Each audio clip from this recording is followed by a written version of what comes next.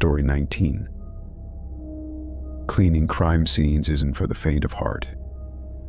It requires a strong stomach and an even stronger sense of detachment. Over the years, I'd seen my share of grim scenes, each one more haunting than the last. But nothing prepared me for the remote cabin in the woods, where the crime was as gruesome as it was mysterious. The cabin was isolated, hidden deep in a forest where the trees loomed tall and the underbrush was thick. The drive there was long, the dirt roads barely navigable, and the remoteness only added to the sense of dread. When I arrived, the local sheriff met me at the entrance, his face pale and drawn. He didn't say much, just handed me a pair of gloves and a flashlight, then led me inside. The scene was brutal. Bloodstains covered the floor, splattered across the furniture and up the walls. The smell of decay hung heavy in the air, mingling with the scent of burnt wood from a long-dead fire. I had seen violent crime scenes before, but this one felt different, more deliberate, more ritualistic.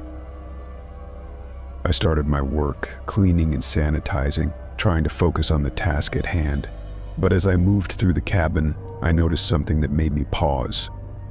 There were symbols carved into the walls, intricate patterns that stretched from floor to ceiling. They were etched deep into the wood, each line precise and deliberate, forming a complex design that seemed to pulse with a dark energy. I recognized the symbols, their twisted shapes and jagged edges. I'd seen them before, at another crime scene miles away, in a rundown motel on the edge of town. That case had been equally disturbing, a violent attack with no clear motive, and the symbols had been carved into the walls there too. At the time, I hadn't thought much of it, just another grim detail in a gruesome scene, but now, seeing the same symbols in this remote cabin, I knew it couldn't be a coincidence. I asked the sheriff about the symbols, but he dismissed them as just some crazed ramblings. He seemed more focused on the physical evidence, the obvious signs of struggle, and the horrific aftermath. But I couldn't let it go. The symbols were too deliberate, too precise, and they felt like a message, a warning from someone or something with a darker purpose. As I continued cleaning, I took pictures of the symbols, capturing their intricate designs and the way they seemed to flow across the walls. I wasn't sure what they meant, but I knew they were important, a connection between two crime scenes that couldn't be ignored. The rest of the cleanup was uneventful, though the sense of unease lingered. The cabin felt oppressive, as if the walls themselves were watching me, the carved symbols taking on a life of their own. I finished my work and left, the sheriff thanking me for my efforts and assuring me they'd investigate further. But the symbols haunted me. I couldn't stop thinking about their meaning, about what they might represent. I showed the photos to a friend who was a researcher in ancient symbols and occult practices, hoping he might have some insight. He was intrigued but puzzled, saying he'd never seen anything quite like them before. I knew I had stumbled upon something larger than just a crime scene cleanup. The symbols, the connection between the two locations, and the ritualistic feel of the crime, all of it pointed to a deeper mystery, one that I felt compelled to uncover. I started researching similar cases, looking for patterns, for anything that might tie them together. The more I dug, the more I realized that these weren't isolated incidents. There were reports of similar symbols appearing at crime scenes across the state, each one with a level of violence that suggested a ritualistic motive. It was as if someone or some group was sending a message, one that only a few could understand. I knew I had to be careful, to watch my back, because the symbols felt like a warning. The remote cabin in the woods was just the beginning, the first piece of a puzzle that would lead me down a dark and dangerous path. But I was determined to find out what it all meant, to uncover the truth behind the patterns and the crimes they accompanied. Story 20. The small coastal town was the kind of place where everyone seemed to know each other, where the scent of salt water mixed with the aroma of fried seafood from the local shacks. I was there for a weekend getaway, hoping to enjoy the beach and the peaceful ambience. It was a quiet evening, the sun setting over the horizon, casting a warm glow across the docks. That's when I met the old fisherman, a grizzled man with weathered skin and a beard that looked like seaweed. He was sitting on a bench by the pier, mending a fishing net and humming an old sea shanty. We struck up a conversation, talking about the best spots to fish and the history of the town. His stories were vivid, filled with tales of storms and daring rescues, but one story stood out: a shipwreck from decades ago that had become the stuff of local legend. According to the fisherman, the ship was a trading vessel, carrying a fortune in valuables from distant lands. A sudden storm had struck and the ship had run aground on the rocks just offshore. The crew managed to escape, but the captain had stayed behind, determined to hide a chest filled with treasures somewhere in the town. The storm eventually took the ship, dragging it to the bottom of the sea, and the chest was never found. I was intrigued, asking the fisherman if he knew where the captain might have hidden the chest. He leaned in, lowering his voice, and said he believed it was somewhere in the old lighthouse at the edge of town. The lighthouse had been abandoned for years, its light long extinguished, but locals still whispered about strange lights seen in its windows at night. I asked the fisherman if he could take me to the lighthouse, but he shook his head, a hint of fear in his eyes. "It's not a place to go after dark," he said, his voice almost a whisper. "Strange things happen there. People who go in don't always come out." I wanted to know more, to ask him what he meant by strange things, but before I could, a group of tourists approached, and the fisherman turned his attention to them. I thanked him for the story and headed back to my hotel, planning to visit the lighthouse the next day. The following morning, I returned to the pier to look for the fisherman, hoping to get more details about the shipwreck and the hidden chest, but he was nowhere to be found. I asked around, describing him to the locals, but nobody seemed to know who I was talking about. It was as if he'd vanished without a trace, his presence erased from the town's memory. I was puzzled, wondering if the fisherman had been a figment of my imagination, a ghostly figure conjured by the sea. But I couldn't shake the feeling that his story was true, that the shipwreck and the hidden chest were more than just local legend. I decided to visit the lighthouse, to see for myself if there was any truth to his words. The lighthouse stood on a rocky outcrop, its once white walls now gray and weathered.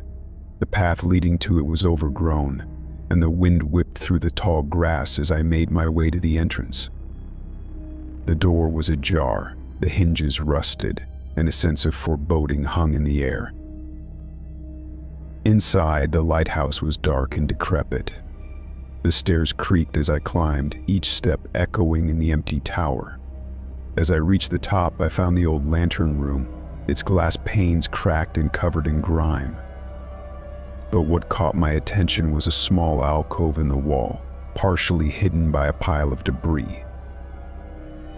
I cleared away the rubble and found an old chest, its wood splintered and rotting, but still intact. My heart raced as I opened it, revealing a collection of old coins, jewelry, and other trinkets. It was the hidden chest the fisherman had mentioned, the one the captain had buried in the town decades ago. But as I stood there, examining the contents, I heard a faint whisper in the wind, a voice that seemed to come from the sea. It was the fisherman's voice, his words haunting and cryptic. "You shouldn't have come here," he said, his voice carrying on the breeze. "Some secrets are best left buried." I knew I had uncovered something valuable, but the fisherman's warning lingered in my mind. The lighthouse, the shipwreck, the hidden chest, they were all part of a story that had taken a dark turn. I left the lighthouse, the wind howling as I descended the stairs, and returned to the town with the chest in hand. But I knew I would never forget the old fisherman, his mysterious disappearance, and the secrets he had left behind. Story 21. Volunteering at an animal shelter was one of the highlights of my week. The wagging tails, the playful purrs, and the sheer joy that the animals brought to everyone around them made the hard work worthwhile. The shelter was always bustling during the day, filled with people adopting pets and volunteers caring for the animals. But at night, it was a different story. The lights were dimmed, and the shelter became eerily quiet, the cages empty except for the occasional rustling of bedding. One night I stayed late to help with an event, cleaning up after a busy day. As I walked through the shelter, double-checking that all the cages were locked and the animals settled, I noticed something odd. Several cages in the back section had been left open, their doors swinging gently. At first, I thought someone had forgotten to lock them, but then I realized that the animals inside were missing. I felt a chill run down my spine. It wasn't like the animals to wander off, especially not from the back section, where the more anxious and less social ones were kept. I called out, hoping to hear the familiar sounds of barking or meowing, but the shelter was silent. I checked with the night staff, asking if they'd seen anyone or noticed anything unusual. They shrugged, suggesting that maybe the animals had slipped out when the staff went home. But the explanation didn't sit well with me. These animals weren't the type to roam. They were scared, often recovering from trauma. Something was wrong, and I had to find out what. I decided to review the security footage, hoping to catch a glimpse of what had happened during the night. The shelter had cameras positioned throughout, including the back section where the cages were now empty. As I watched the footage, the timestamps moving slowly through the night, I saw the shelter's familiar shapes and shadows. But then, just past midnight, a dark figure appeared on the screen. At first, it was just a blur, a shadow that seemed to drift between the cages. But as I watched, I realized that its movements were unnatural, almost fluid, like it was gliding rather than walking. The shape was indistinct, lacking clear edges or definition, but it was unmistakably inhuman. It moved from cage to cage, each time pausing for a moment, and then the cage door would open, the animal inside disappearing into the darkness. I felt a surge of fear, my heart racing as I watched the footage. This wasn't a typical break-in, and it wasn't a prank. The figure's movements were deliberate, each action smooth and controlled, as if it knew exactly what it was doing. It opened the cages with ease, its dark form slipping through the shadows without making a sound. I called the shelter's manager, waking him in the middle of the night, and explained what I had seen. He was skeptical at first, suggesting that maybe the footage was distorted or there was a technical glitch. But when he arrived and watched the footage, he couldn't deny what he saw. The dark figure, the open cages, the missing animals, it was all too real. The manager called the police, and they arrived shortly after, their presence bringing a sense of urgency to the shelter. They took statements, asked questions, and reviewed the security footage. But even they seemed puzzled by what they saw, the inhuman shape and its eerie movements defying explanation. The police launched an investigation, searching the surrounding area for any sign of the missing animals or the dark figure from the footage. But they found nothing. No footprints, no signs of forced entry, just the empty cages and the unsettling footage. It was as if the dark figure had vanished into thin air, leaving no trace behind. The shelter's atmosphere changed after that night. The staff were on edge, and the remaining animals seemed restless, as if they sensed the danger. The security was tightened, but the fear lingered, the memory of the dark figure casting a shadow over the shelter. I continued to volunteer, but I couldn't shake the feeling that something unnatural had entered our world. The open cages, the missing animals, and the inhuman movements on the security footage were a mystery that might never be solved. But I knew one thing for sure: the dark figure was out there, somewhere, and it wasn't finished with its sinister work.